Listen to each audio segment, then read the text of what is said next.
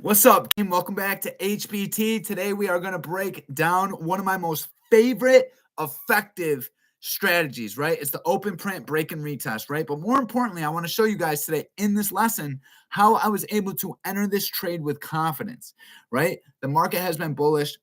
We were approaching a massive supply zone, right? Where sellers have showed up all week, right? And today, as we were going into it, I seen the proper price action actually defending my moving averages in a way that gave me that confidence, right? So I want to break down the strategy. I want to show you guys why I took the trade, right? We cleared 142% ROI on this trade, right? So we're going to break right into it. Let me come over here and share my screen. Hold on. So that we can get to it. All right, entire screen right here. Share. Bam. So now you guys can see me, right? So first things first, we're going to head on over to the Discord. This was the trade we took, right? So we took it on SPX. You can see right here, price was coming up. Past open print, came down for that retest. Notice here how price was reacting to the 50 EMA, right? Very bullish, right? You can see it more on SPY too, right? But I want to show you how using them moving averages really gave me the confidence to enter long on this trade, right? You can see I sold extremely early. I was up 145% return on this on SPX one contract. It was a very good trade. I definitely sold a little early, so I want to talk about that and some tools and principles I'm going to use tomorrow to try to navigate that a little bit better, right? So first things first, let's break into the pre-market plan. And listen, before we go any further, guys, there are a few spots left open on the Trader Bootcamp promo, right? One payment and you purchase the Trader Bootcamp course. You can see it's all on the Discord here. All these different mini courses are here to help you learn the knowledge, the principles, the skill set, right? The mindset, the habits that it takes to get in and out of this market successfully, right? HBT is building a phenomenal platform, right? I put the links in the description. So if you want to get involved, click it. I'm looking forward to working with you, right? So let's break into that pre-market plan. I come over to here. You're going to see here, pre-market plan. Here we go. Okay, so SPY, pre-market plan, right? Previous day high and end of day equal large supply zone, right? And you can see my little graphical presentation right here, right? I got end of day, I got PDH. I'm watching, right? I'm watching. I'm not biased, right? All my members know we never become biased in the market. We never predict. We only react, right? That is our goal each and every single day, guys. You can never start to predict things. Once you predict, you lose. Once you become biased and you think you know what's going to happen, you become married to it, right? So every single day I run through a bullish and bearish scenario. It is extremely paramount that you do this. If you do not do this, you are going to continuously make mistakes. And I want to show you today the tools I use so that I do not become biased, right? So here you go. This is one of them. My pre-market plans are bullish and bearish every single time. Bullish scenario. Looking for buyers to show acceptance here today at end of day. This has been a strong area for sellers this past week, so we need to see strength, right? From buyers for long plays targeting PDH in 57472, which was all-time high. Right? Bearish scenario. Looking for sellers to show up at EOD and open print. I'm looking to play shorts targeting pre-market low and previous day low, right? So notice, guys, I do not get very analytical here. On the contrary, right? I like to stay from a perspective, right, where I can see both scenarios, right? Because if I dive deep, get analytical, right, I then form a bias, right? And remember, biases will kill you. The goal is to never become biased. Right? So here's a chart on SPY. End of day, right, which was the previous close, lined up with open print, right? So any time you get two critical levels, which in this scenario is open print and end of day, they are the exact same price, right? So I don't have time to go into it, but the pit numbers, the previous day high, low, open, and close, right? They have tons of volume. So does open print. Open print has immense amounts of volume every single day, right? Once again, it's not our job to predict the market. It's our job to react to what large money is doing. How do we react? By watching the pit numbers. These levels have all the volume, right? So now notice the 50 EMA, right? Price is right below it. So we open up and immediately you can see buyers are defending the EMA, right? Very well. Look, buyers showing up here, buyers showing up here. We get a large rip into the highs here. We come up and now we're retesting, right? And now I'm going to whip out the Discord and show you guys and spy alerts here. Where was it? I am long off open print on SPX. This was at 9:55 a.m., right? So let's whip out SPX and see what that looked like. Also, look at SPX here, defending the 50 extremely well, right? So now I'm going to whip out that 2-minute time frame and show you guys, right? So 9:55 was right here on this candle, right? So this candle right here, I took the market long, right? Why? Let's talk about it, right? So there's a couple things I seen. Number one was that 50 EMA being respected, right? Number two, right, is that price came down, respected the EMA cloud, respected open print, and the sellers at these supply zones. And there's one more tool that I use, right? So the first tool is the critical level. The second tool is the EMA, right? The third tool is the 1 hour time frame, but not just the 1 hour. I use the EMA on the 1 hour. So one thing we do over here at High Performance Trader, we study trends, right? We study price action very extensively, right? And one thing I've come to realize is, hold on, let me get rid of this, is when using moving averages, you can learn to spot what I like to call a healthy trend and an unhealthy trend, right? Now, what's the difference, right? Healthy trends, we want to trade. Why? Because they're healthy, they're going to continue. There's a very high probability that price is going to continue in the same direction. That's a healthy trend. What's the example? Right here. Why is this trend healthy? Does anybody know? This trend is healthy because the moving average, this blue line, is not far away from price action. Notice when price got far away up here, it pulled back, right? But all throughout here where I'm entering my trade long, the moving average is hugging price. Same with yesterday's morning, hugging price, right? Where's another one? See, this is unhealthy trend. Why is this unhealthy? Look at how far price got from the moving average right here. See when price got really extended, right? Moving average is up here. Price is all the way down here. Let's see. This is, let me see here. I don't know why TOS is doing this. There we go. This is $4 away from the moving average. There's no way I'm going short when the market looks like this. Hold on. There's no way. I will not enter short because I know 9 times out of 10, price is going to retrace to the moving average, right? Unhealthy. Same with right here. There's no way I'm shorting when price is down here because the moving average is extremely high, right? So there is a very high probability that price will always retrace to the moving average, or it will consolidate and allow the moving average to catch up. Both scenarios, I do not want to be trading with trend. Instead, I'll be patient. So I use that knowledge, that skill, right? And then I apply the habit of if price is hugging the moving average, I am extremely confident with my long entry, right? Don't just take my word. Do your own study, right? How do we study? I'll show you. You come over here to the Discord. I log every single trade that I take in the Discord, especially ones that represent my edge. Notice here, I'm logging the 1 hour with the trade I took, right? Because now when I reference this, I'll go, okay, I long there. It worked for me. What did the 1 hour trend look like, right? Guys, I don't bullshit you. I keep it 100% honest.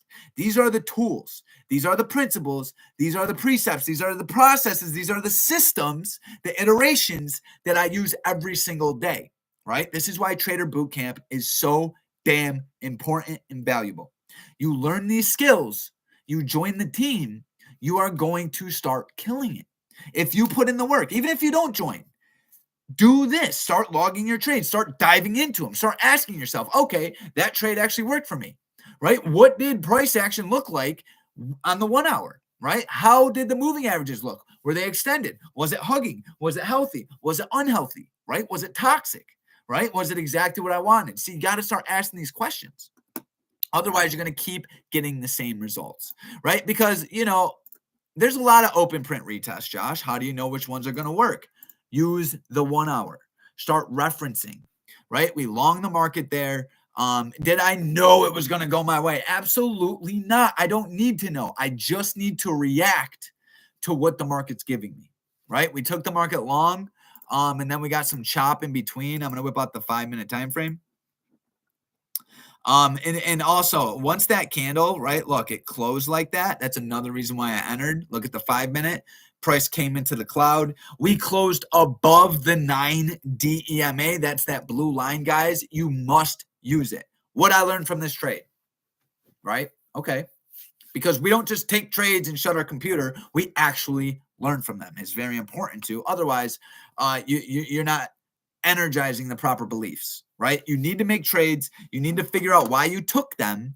And then you need to log that information. You need to learn from them. And you need to learn from your losers, right? There's a lot of stuff I could have done better on this trade, right? I went long. I scaled up here.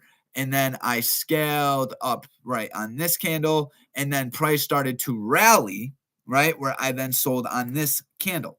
Now, let me ask you, with that knowledge you now have of the moving averages, right? Because that's what helped me stay in this trade, right? It's holding the EMA cloud, right? So how the process works is you trade off the critical level, you trade the market structure off the critical level, and then you use the moving averages, right, to guide you. What do I mean by guide you? I mean, you stay in the trade until target or until that moving average breaks, right? You use that 9. Look at every single candle. We closed above that 9. This one was very close, but we did it. Now, these are 5-minute time frame candles. That means we have to accept the fact, right, that it might take 5 minutes, right? This candle was completely red. I stayed in it. Right? See, you got it's easy to look back at the end of the day and go, oh, yeah, of course you stayed in it. But guys, you got to remember this candle was completely red at previous day high. I accepted the fact that price could retrace down to open print and I could give back some of the profits that I made. That's why we scale. And then price really started to rally. Right? So that was our first trade, right? That was our first trade. I took 2 trades. The first one was a winner. And now hold on real quick. I took profits up here. When we were closing above all-time high, that was more out of emotion. It was a very large position. I was, at least based on what I usually trade, it was a very good trade in my eyes.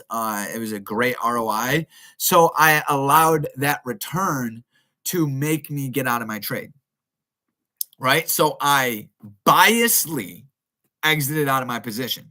Right? I was very happy with how much money I made, right? So I exited my position. Is that a process I want to repeat? Absolutely not, right? Absolutely not. Anytime you are making an emotional decision, think about it, not just in the market. You could do it with your relationship, right? You and your girl or your boyfriend, you're fighting, right? And then emotionally, you make a decision to say something mean to the person you love, right? And then you feel bad about it moments later. Right? That's an emotional decision. We never want to make decisions based off emotion, especially as traders, right? So that's one thing I definitely could have done better. How did the 1 hour look when I got out? Perfect, right? It was literally, the market looked like this when I exited my trade, right? The moving average is hugging price. I know this, right? That is unacceptable. So this is one spot I'll be reflecting on tomorrow morning, right? So every single morning I run through and read and reflect, right? And that's one thing that we do at HBT, right? And everything I do with my clients, I tell them, figure out areas that you want to get better at, right? And every time you break character, right, this would be me breaking character, selling too early, tomorrow morning, I'm going to reflect on that. I'm going to be like, okay, yesterday I sold early. Why did I sell early? Right? I sold early because I didn't want to give back any money I was already up, right? Okay, now let me ask you. This is what I'll ask myself. Does that behavior serve me, right? And a lot of people can be, oh, well, you were just locking in profits, X, Y, Z. Yeah, listen, no. That behavior doesn't serve me. If you start making emotional decisions and rationalizing why they're good, that is a big red flag, and it's going to become a habit that's extremely hard to break later in life. Take my word. Do not rationalize your emotional decisions. That's unacceptable what I did. I will be reflecting on it. First trade, second trade, long play, right here. Got stomped out.